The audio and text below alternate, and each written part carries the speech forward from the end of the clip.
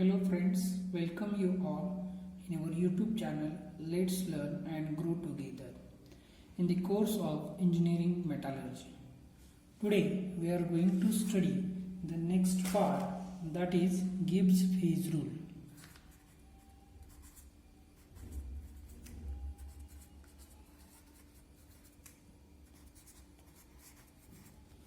Gibbs phase rule. Now this Gibbs phase rule is, as we know that the Gibbs phase rule is P plus F is equal to C plus 2. So what we can say that under equilibrium condition,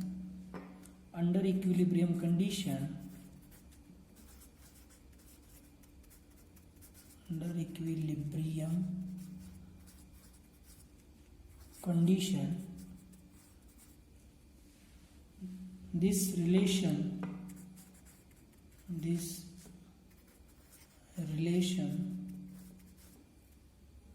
must be satisfied. Okay, so what we can say that this relation, that is P plus here is equal to C plus 2, should be satisfied under the equilibrium condition. Now in this equation, P is equal to number of phases exist in a system. F is equal to number of degrees of freedom, that is, we can say number of variable, and these variables are temperature, pressure, or we can say concentration. C is equal to number of component,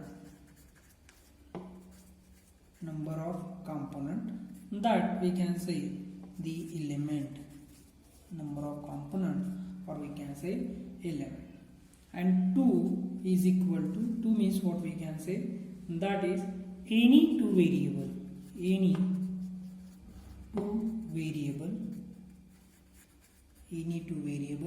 out of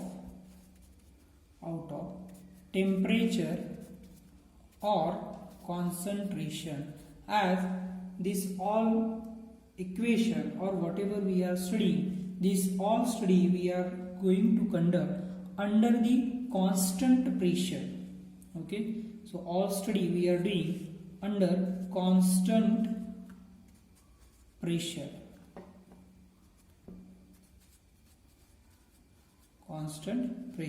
So these two will indicate any two variable, that is temperature or concentration. So this equation we can rewrite as P plus F is equal to C plus 1. As pressure is constant. So out of these two, what we can write? 1. Out of these two we can write as a 1.